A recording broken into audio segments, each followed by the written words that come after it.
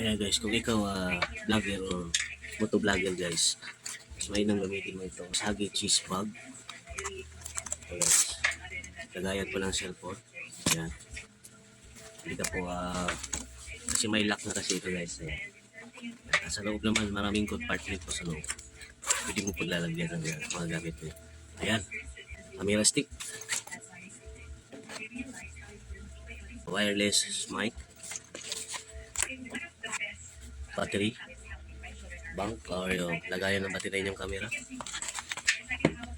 Pinaka-importante guys, Osmo Action 5 Pro camera. Ayan. Wallet. Huwag mo kalimutan yung roll-on mo. Ayan. Ayan guys. Kung pwede nag-aarin dyan, siyempre may madala po kayong knife. Nakaputante guys yung gas natin. Alright. At yung mga papers natin sa motor, pwede natin ilagay. Kahit anong papers po guys, pwede.